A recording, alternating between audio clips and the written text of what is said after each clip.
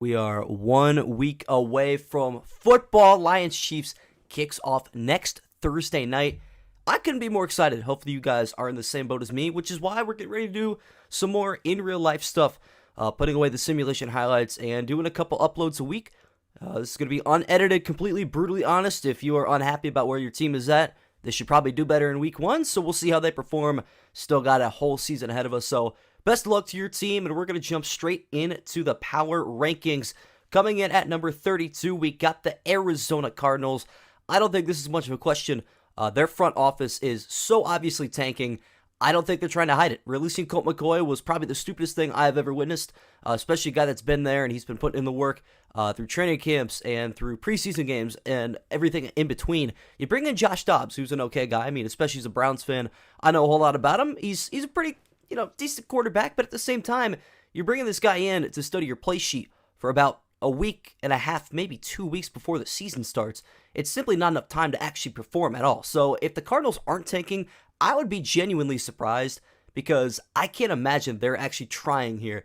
With Caleb Williams on the board, who can really blame them? But if the schedule comes up in the next 5 or 6 years, don't be surprised. We all saw it coming from the beginning with the Cardinals coming in at last place at number 32. At number 31, we got the Houston Texans. Kind of an interesting team, and in my opinion, a dark horse candidate. However, the Ohio State quarterback curse might continue if C.J. Stroud does not deliver, which is the unfortunate truth that the Texans fans must have to realize at some point here soon. But an AFC South division is pretty wide open, a Colts team that hasn't really established much. You got 3 rookie quarterbacks out of the 4 teams, and Trevor Lawrence is considered the veteran in that group, which is wild considering it's his 3rd year. He's won a single playoff game, had a nice run at the end of the year for Jacksonville, but I still think the Jaguars aren't established exactly well. They had a very shaky start at the beginning of the season last year. Titans had a strong start and they fell off, and I guess Jacksonville and Tennessee kind of swapped places. So if Houston can just fight in that middle area and just stay alive, maybe go 500 each month, they could honestly sneak into the playoffs as a 4 seed in the AFC South, but we'll see what happens there. So I have the Houston Texans at 31. Coming in at number 30, I'm going to try to spend less time on these teams here in the middle. Tampa Bay Buccaneers, Baker Mayfield quarterback, had a great preseason, but it's Baker Mayfield. How good can it really be? His 4th starting team in the last 2.5 years, I believe, something like that. Going from the Browns to the Panthers to the Rams, now to the Tampa Bay Buccaneers. Following up Tom Brady, I think Tampa Bay is going to be in a state of disappointment, just like they were when Jameis Winston was their quarterback from 2015 to 2019. So it's going to be rough, but I think Tampa Bay might sneak at a couple good wins here or there. Nonetheless, I had them coming in at number 30, and at number 29, I have another AFC South team, the Indianapolis Colts, like I mentioned before. Rookie quarterback Anthony Richardson, I think, has the highest of highs and the lowest of lows as well. So a huge risk for the Indianapolis Colts, but it could pay off. Anthony Richardson could be something of a Lamar Jackson if he can get the passing game down to a T. I guess it's all up to fate. He's looked pretty good in the preseason, but like I said, preseason, very, very different from the regular season. So we will have to see what he can do come real time. And the Colts take on the Jaguars in week 1, so that's a good litmus test to see how he can perform in the AFC South. That one is in Indianapolis as well. But no Jonathan Taylor for the first 4 weeks as well for the Colts, so it's going to be a struggle there in the backfield. And if he continues to hold out and I guess hold a grudge against the front office of Jim Irsay and company, who might be one of the worst GMs in the league, unarguably, I think the Colts might have a struggling season this year. But nonetheless, Indianapolis at 29, and at 28, as much as I hate putting this team here, I'm putting the LA Rams at 28. Honestly, another dark horse team of mine. I think Los Angeles could do a lot of good work, especially getting Matthew Stafford, Cooper Kupp back from injury. But if I put a pretend weapon to your head and I said, name 3 defenders not named Aaron Donald on the Los Angeles Rams, could you really do it? Truthfully, ask yourself, look yourself in the mirror and answer that question truthfully. You could not. The only reason I could is because I have the roster sitting right here in front of me every single day. I study them like it's the back of my hand. However, I'm the exception. I am not the majority in this situation. So I have the Rams at 28 simply because I don't think their defense is going to be enough. I wouldn't be surprised if Aaron Donald pulls like a midseason retirement or something like that. But Sean McVay could have that team going in the right direction if their offense can get back to where they were the year they won the Super Bowl. But they really gambled. They went all in on that Super Bowl year. And I guess it paid off. They won it all. So in reality, ring chasing did work the 1 year for the Rams. But we are going to move on now to number 27. And I like the Chicago Bears to go here. Another interesting team out of the NFC North. A lot of people have them a lot higher. I don't for a reason. They technically had the number 1 overall pick before trading it away last year. Justin Fields looked good in some areas, really bad in some others. He looked great this preseason. Him and DJ Moore linked up a couple times early on in August, but at the same time, it's preseason yet again. Can the Bears do it against real competition come the real season? And I think that's where they're going to have some struggles. Like I said with the Colts, it's a good litmus test for the Bears, having the Packers in week number 1, a good rivalry match there to open up the season for the Bears. But if Justin Fields can shine, they are a playoff team. If he is anything less, I don't see the Bears making it to the playoffs in all truthfulness. So I have them coming in at number 27, and following them up from number 27. At number 26, I have the New England Patriots, who I will just move up here a little bit quicker. There we go. It's going to be a little bit different. I'm on my iPad, so dragging stuff from the bottom is going to be an issue. But Patriots at number 26, recently releasing Bailey Zappi was an interesting move there by, I guess, the front office of New England. Mac Jones, despite having the best rookie season out of all the quarterbacks in his class, managed to flip it on its side and have one of the worst second years out of any quarterback out of that graduating class. So I think his struggles really not convincing me a lot. The AFC East might be the best division in football with Aaron Rodgers coming to the Jets. The Dolphins still going to shine like they always do when the Bills are still the Buffalo Bills, folks. They're not going anywhere. So the Patriots going to have to find their home in there. If they can go 2-4 in that division, I think that's a win for New England. But if it's anything less, you may as well go for the number 1 overall pick if you're Bill Belichick and company. And I think this is Billy B's last year, truthfully. I don't think he's going to play, rather coach anything else after this. Based off of where the Patriots franchise looks at this point, it's not going in the right direction. Tom Brady is nowhere near that 2024 draft. So I wouldn't keep any promises if I'm Belichick about hanging around for another year. So I got the Patriots at 26 for all of those reasons. Coming in at number 25, I got the Carolina Panthers. Team in the NFC South, got the number 1 overall pick. Bryce Young was drafted, who I think is an excellent quarterback as well. Don't get me wrong. But the Panthers are in a very weird division in the NFC South. I'm not going to call it as bad as the AFC South, but at the same time, there's really not that one dominant team anywhere either. So, truthfully, the Panthers could win if they go 9-8. I think the Saints, the Falcons, they're all going to be about a game within each other, except for maybe Tampa Bay. But truthfully, it's anybody's division except for the Buccaneers. And I think the Panthers, with the right personnel, could jump on top, even though they lost DJ Moore, went out and got Adam Thielen this offseason, signed a couple defensive pieces as well. If their offense can move the football like Bryce Young promises it can, they're going to be pretty special this year, in all honesty. I think it's going to be a decent season here for the Carolina Panthers, so I have them at number 25. Now moving on to number 24. I've got the Tennessee Titans, and I'm going to find them down here real quick. Tennessee, another interesting team. Derrick Henry, obviously coming back. He was my first overall pick in my fantasy draft. Took him, I think, 9th, maybe 8th in my 12-man league, but Derrick Henry's still Derrick Henry. He's still going to have a 1,500-yard season. And I think the question in Tennessee is who's going to be the quarterback? Who's really going to lead the troops out there? And they don't have the receivers quite much either. Traylon Burks, a great second or third year man out of Arkansas. Can't remember exactly, but an up-and-coming star at the receiver position. And obviously you got Okonkwo as well at tight end. It's not exactly a weak offense necessarily, but it's definitely one-dimensional in the fact that they're going to run the football more than pass it. That is certain. But if Derrick Henry can have another explosive season, Tennessee could be dangerous. And remember, they had the 1 seed when Ryan Tannehill was at quarterback a couple of years ago. They went 12-5 in a pretty weak AFC that year. AFC's a lot stronger now, but if Ryan Tannehill could just be top 12, doesn't have to be anything tough like top 5, just top 12, just average. I think the Titans could win the AFC South. They could surprise some people. I would not count them out. A lot of people have them coming in at 4th in that division, but personally, I couldn't disagree more. So I have them at 24. And now at 23, as we move up the chart here, I'm going to go with the Las Vegas Raiders. I really wanted to put them lower, but I saw a lot of other people's lists putting them higher. I decided I gave them the benefit of the doubt. They still have Josh Jacobs, the league's leading rusher last season, who's coming back and no longer has beef with the front office after getting, I guess, his wishes in terms of contracts, so he feels a bit better about the situation. But the problem with the Raiders situation is their offense in Jimmy Garoppolo. Can he really replace Derek Carr? I think Derek Carr is replaceable, but not by Jimmy Garoppolo, truthfully. My hot take for the Raiders this season, Devontae Adams will request a trade by week 5. He will be out of Vegas, and the Raiders will begin to tank as well because the AFC West is going to be extremely, extremely good this year, especially with a Broncos team improving, a Chargers team already proven, and a Chiefs team coming off their second Super Bowl win in the past 4 seasons.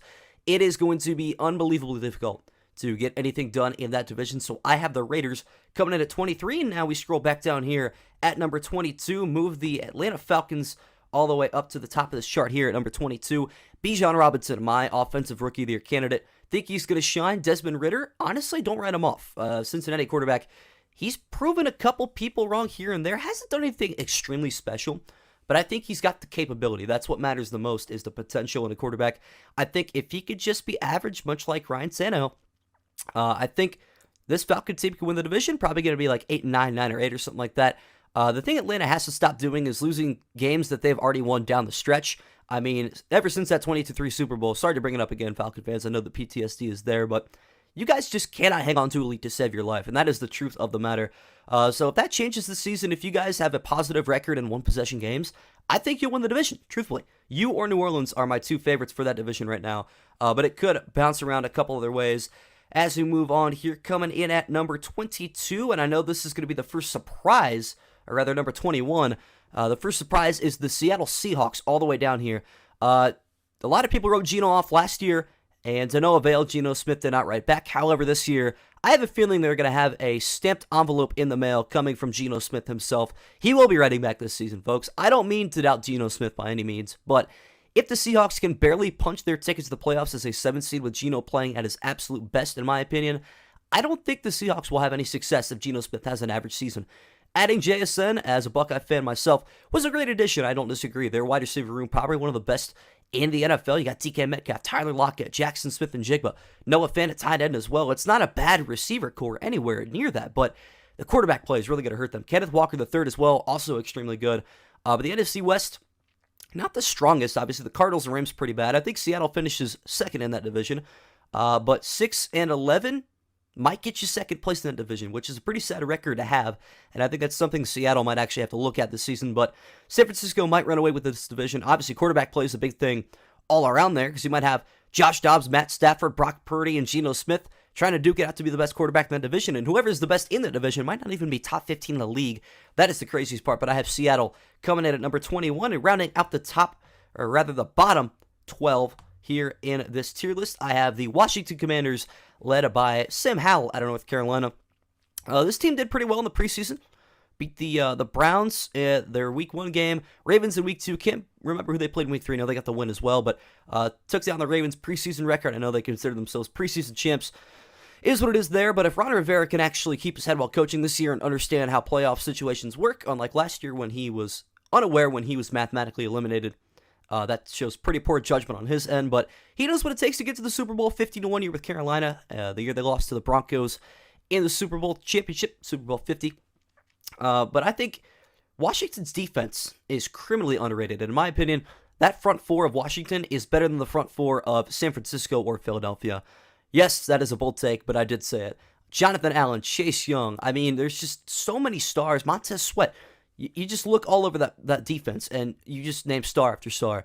It is endless, and I think that is going to be one of the biggest factors for the Commanders. If their defense can shine like they did a couple years ago in that 2020 season, I think they could probably make some headway in the NFC. I think NFC East, probably the best division in the NFC. But the Commanders could stick it to a wild card spot if they want to. But it's going to take quite a bit. Sam Howell's going to have to play pretty good. So I got the Commanders coming in at number 20. And at number 19, we go back to the NFC South. In my opinion, the worst division in football. That or the AFC South, one of the two. But Saints coming in at number 19. I don't hate this team. Derek Carr is a great offseason signing. You got Alvin Kamara, who's going to be suspended the first 3 games, but you got some depth in Jamal Williams, Chris Olave, and Michael Thomas as well. I mean, your receiver core, not exactly terrible either, but it's the NFC South. I mean, you can only be as good as the people you play, and if the people you play are pretty bad, you can't really prove yourself that much. So I think the Saints and Falcons, like I said earlier, for Atlanta, are going to be duking it out for that NFC South title. But at the end of the day, I got the Saints coming in at number 19. And we scroll back down here. I'm going to start flying through some teams really quickly here. Now we're going to find the NFC North a little bit more often as we scroll with the Packers all the way up here to number 18. Green Bay, it takes the 18th spot. Jordan Love really didn't show too much promise the first couple of snaps he took as a Green Bay Packer, but now he is on his own. He's got to put his big boy pants on that Aaron Rodgers is gone out of town in New York. The Packers season could go one of two ways, either really well or really poorly. We could see which one of those two it is this year, and it's all going to come down to Jordan Love and maybe a defender here there for the Green Bay Packers. But now we move back down to the NFC North. We're going to go with the Minnesota Vikings coming in at number 17. and a lot of surprise on some of your guys' faces in the chat right now. I know you guys are probably reacting. How do I have this many playoff teams this far down the list? A lot of teams improved this offseason, and the Minnesota Vikings were not one of them. Releasing Dalvin Cook is going to be a massive gut punch for this Minnesota offense. Kirk Cousins had a great season last year, put up Josh Allen type numbers, and a lot of people have Josh Allen in their top 5. I don't. Why? Because Kirk Cousins is the equivalent of Josh Allen, and I refuse to put Kirk in the top 5. So there is that. He played great last season. Good for the Vikings. They won a lot of close games. That's also good. But that's also not a very good thing. When you're winning a lot of close games late, you can't hold a lead all the time. And we finally saw that team, as strong as they were the whole regular season, and break down in the wild card against the Giants. So I have the Vikings at 17 because of that shakiness at the running back position. I think Madison's a great running back, don't get me wrong, but just too many holes that were let go this offseason, which is going to be the main reason of the struggle for the Vikings. And why don't we just keep the trend going with the NFC North? Give me the Lions coming in to round out the bottom half of this, or I guess start the top half of this power rankings. So we got 3 consecutive NFC North teams, and that pretty much resembles how close this division is going to be. I'd like the Lions to win this division. They play a week from this recording, actually. Right now it's 12:07 on Thursday, August 31st, so about a week and 8 hours they will take on the Kansas City Chiefs, and I expect that game to probably be pretty close until the end. I think the Lions' offense is great, but the question is, can their defense turn around this year? They had a really poor year last year, giving up tons of points, one of which was an absolute shootout against the Seattle Seahawks that actually ended up costing them a playoff spot late into the season. You wouldn't think of stuff like that happening early on, but they do play a big factor, especially in those games. But Lions offense, great. Defense, not so great. If the defense could fix it, the Lions could be a 10-11 win team and walk away with the NFC North with ease, in my opinion. Moving on now to the Denver Broncos coming in at number 15. This team is a lot different from last year as well, above a couple playoff teams, in my opinion. The Broncos offensive line, I think, cost them the most this season. Or this past season, rather. If Russell Wilson gets good protection, doesn't get sacked as much, he's not going to have to throw the football errantly as much as he did last year. The one thing that does suck for the Broncos and why I don't have them higher, their receiver corps took a massive hit during this offseason. KJ Hamler was removed from the team thanks to a heart condition. You got Tim Patrick with a season-ending, I believe, Achilles injury, back-to-back season-ending injuries for him. Truly unbelievable. That man can't catch a break, and he's honestly a pretty good wide receiver 3. And then Jerry Jeudy, I know, recently was scuffed up. Pretty sure he'll be good to go for the majority of the season, though. But still, I mean, the Broncos really only have 2 receivers they can count on that a lot of people know, Courtland Sutton and Jerry Jeudy. If they could fill those holes a little bit better, I'd feel a lot more confident about that. But Javonte Williams in the backfield as well. Not a great running back, but if he can get the job done at Mile High, I think the Broncos will have a decent season and could also sneak into an AFC playoff spot. So for my Week 1 power rankings, I have them at number 15. Moving on now. As much as I'd love to put them even higher, I've got my very own Cleveland Browns coming in at number 14. And listen, folks, it is as simple as 2 + 2 = 4. If Deshaun Watson plays good, the Browns are a 12-5, 11-6, 10-7 team. They make the playoffs. They could even go on a run, maybe an AFC Championship run that a lot of people don't see coming. Nick Chubb, the best running back in the NFL. I will die on that mountain myself. The Browns' defense improved so much. Jim Schwartz is going to lead that team to greatness this year. Now that Joe Woods is no longer a defensive coordinator on the Browns, he moved all along to the Saints, which is why I had them at 19 as well. That's going to be ugly for their defense. But Browns at 14. Truly, their offense is one of the best. Their defense also looks very good. A lot of people wonder why their Madden rating's top 10. Well, truly, they have the talent to be a top 10 team. The question is, could they put it all together? And that comes down to Kevin Stefanski, who's going to be on the hot seat this year. If the Browns don't make the playoffs, don't be surprised if the Browns send their best head coach since the return of the Browns franchise to Cleveland, packing away from Cleveland. So I got the Browns at number 14. Moving on now to the New York Football Giants coming in at number 13. And I think I might have put this team a little bit too high. But at the same time, Brian DeBole's got that team moving in such a great direction. You love to see Giant football where it was about a decade ago, truly succeeding. Even though Daniel Jones, the fumble merchant himself, is a quarterback, he actually had a pretty good year last year. Saquon was back and healthy. He put up great numbers. The Giant defense was also great. That all comes down to Brian DeBole, honestly. He was an excellent coach last year, deservingly so. Won Coach of the Year, won a playoff game for the Giants as well. We'll have to see how his second year goes, though. A lot of times, unless you are consistent, you don't trend in the right direction 2 years in a row. So don't be surprised if the Giants happen to fall off this season. But I like them right now at number 13 at a comfortable position. Sunday Night Football against the Cowboys, week number 1. That is going to be a tough task. So we'll see how they can pull that one off there. Coming in at the number 12 position. As much as I also dislike this, I'm putting the Steelers all the way up here. Do I think they have the talent of a top 12 team? No. However, they do have a man by the name of Mike Tomlin, who is still yet to have a losing season, and that is the next to the Browns in week number 18 last year. The whole thing here and there. But the Steelers, truly, it's just, I can't even put my finger on it, to be honest with you. It's the culture of Pittsburgh football. Doesn't matter who is playing, if your name is unknown around the entire country. If you're a Pittsburgh Steeler, you are going to play great because you were surrounded by greatness in the past, and your team has a history of doing great in the NFL in general. Obviously, tied most with the Patriots for the most rings in franchise history with 6. Steelers have struggled the last probably decade, but even so, they've still finished with a winning record every single year. Kenny Pickett looked great this preseason. So I got the Steelers coming in at number 12. We'll see how they do in their week 1 matchup against the Niners. I might actually pick a Steeler upset because they did upset the Bengals and the Bills back-to-back week 1s the last couple of years. So don't be surprised if San Francisco starts slipping early on this season. But moving on now, rounding out this top 10, or I guess middle 10, before we hit the top 10, the New York Football Jets coming in at 11. I'm not too high on the Jets this season. They're going to have to prove it to me. They look great. Honestly, offense, defense, everything is there. The receivers stacked. Quarterback Aaron Rodgers looking great. Picking up Dalvin Cook this offseason. Breece Hall as well. Everything is there. The question is, can the Jets just put it all together? And once again, it might come down to Robert Saleh's coaching. It could come down to if Aaron Rodgers can link with young teammates. I know Russ was struggling with that apparently. Or no, it was Matthew Stafford, sorry. Apparently he was struggling with linking up with young teammates. I don't know what that means exactly, but can Aaron Rodgers, now the oldest player in the NFL, show a little bit of his youth with the New York Jets and lead them to the promised land, the playoffs where they haven't been since 2010? That is the question. As we move on now to the top 10 teams, and yeah, that is the Jacksonville Jaguars, who will start out our top 10. I'm not too high on the Jaguars either this year. However, they are in a pretty bad division. They have Trevor Lawrence still. They got even better this offseason, making a couple of big acquisitions. Calvin Ridley is going to be a huge factor. That man is an absolute speedster. A lot of people have wrote him off after his season-long suspension the last couple of seasons, or I guess last season. And he's going to come back, and I think he's going to be remarkable this year, truly. His speed is unmatched. I think Zay Jones is very underrated. Christian Kirk didn't seem like worth the signing at first, but I think his worth is being proven the more he plays. So I have the Jaguars at 10. Probably going to walk away with the AFC South, but don't run off Tennessee. Like I said, they could sneak up and make some noise. Next up, the Miami Dolphins, and here comes the AFC East. I believe they will finish second place in this division, but I think Miami could win it all, to be honest with you. Tua Tagovailoa had a 25 touchdown, 8 interception season last year, and I think if he stays healthy for the entire year, the Miami Dolphins could easily win this division.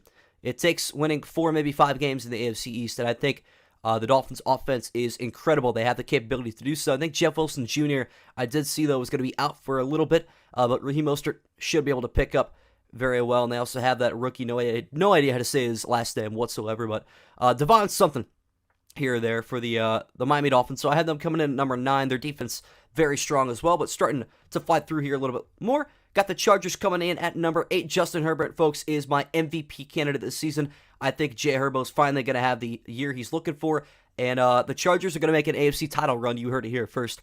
I got Los Angeles coming in at number 8. Probably going to sneak into the 5 seed in the playoffs, in my opinion, but very good task, or rather, a tall task at hand for the Chargers and Dolphins playing each other in week number 1. So I had them at 8 and 9, but obviously it's going to fluctuate a lot depending on who wins that game. So I think that one is probably going to be the best game this upcoming week. Tua and Justin Herbert going head-to-head. Coming in at number 7, I might be putting them a little bit low, but I got the Dallas Cowboys coming in here, and I don't know, a lot of people love to hate on Dallas, but one thing you can't hate on is their success in the regular season the last couple of years. Obviously not a great playoff team, but we'll worry about that later. This is the power rankings for the regular season for a reason. I think the Cowboys, very strong team this season. Honestly, I'm not too sure that they've done a lot here or there. Their defense is still elite. Micah Parsons continues to be the best defensive player in the NFL, in my opinion.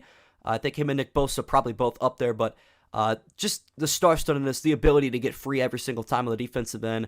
The Cowboys, though, a little bit thin at the receiver end. Also getting rid of Dalton Schultz to the Texans didn't really help them this season. So I wouldn't be surprised if they lose a game here or there because of those removals, but nonetheless, still the 7th best team in the NFL. Moving on to number 6 now. I actually did this out of order, so let me go back down and fix my mistake. I got the Baltimore Ravens rounding out the 6 through 10 here, coming in at number 6. I think the Ravens, if Lamar Jackson stays healthy, will win the AFC North by 2 games. That is my prediction this season. But that takes a lot. Lamar's going to stay healthy.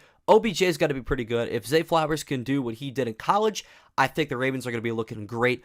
J.K. Dobbins can also stay healthy and a little bit better than his previous years. He hasn't looked great recently, but I think the Ravens could really surprise a lot of people. I think Mark Andrews is a top 2 tight end in the NFL. If they could just play some defense here and not choke away games like they did last year against Miami and Buffalo, I think the Ravens could easily make the playoffs by a loud noise, and I think they're going to look good this season. So they're at number 6, moving on to number 5, Buffalo, and I think them and the Ravens might be interchangeable. It might have been fate that I just so happened to click on the Bills beforehand, but as we scroll up here, I will put the Buffalo Bills at the number 5 position. Josh Allen, still incredible, although his stats don't really say so. He likes to make mistakes in garbage time. It's really not that big of a deal, but the Bills always a great regular season team. Had a pretty off year last year, still made it to the divisional round before falling to the Bengals. I had them at 5, and I think this is the best team outside of the S+ tiers that I would put. Buffalo is still going to be great. AFC East is going to be a little bit more tough for them this season, so they're going to have to lock it down in divisional games. But I still like them a lot at the number 5 position here. Coming in at number 4 now, we round in the S+ tier teams, the San Francisco 49ers, and I would put them in the top 3 except for one thing.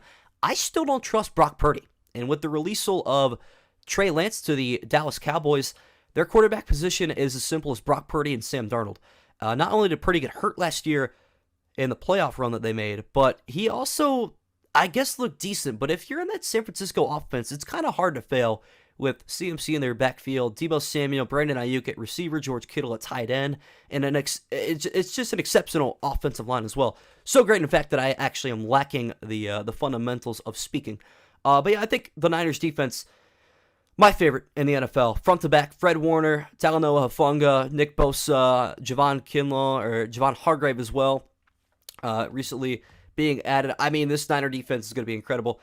So I think they are the second best NFC team, and the first best NFC team is going to be moved all the way up here to the number 3 position. The Philadelphia Eagles. Look, folks, they made it to the Super Bowl last year. They are really, really, really good at football. Lost a couple things here and there, but Jalen Hurts is still incredible. I think they're going to be an excellent team this season. I like the way they look. I'm excited to see how Eagle football is going to go this year. I think they might make another Super Bowl run. Matter of fact, they might win the Super Bowl, but the NFC East is not exactly the easiest this year, so we'll see how that goes. And I got to move here down to the second best team. I got the Cincinnati Bengals. As a Browns fan, it pains me to say, but this is true.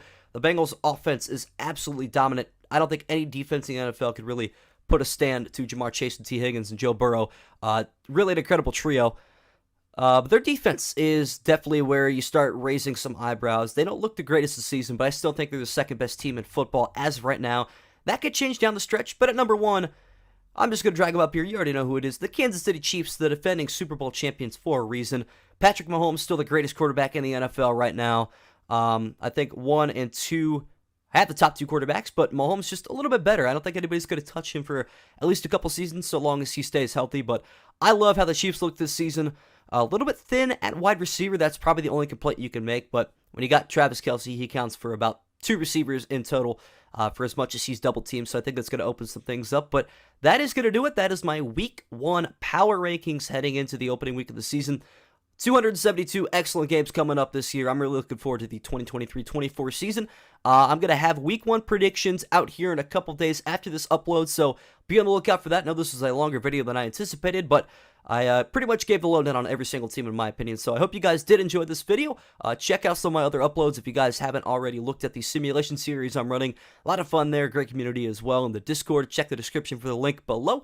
And yeah, I do appreciate everybody tuning in, and I will see all of you in the Week 1 predictions video. Peace.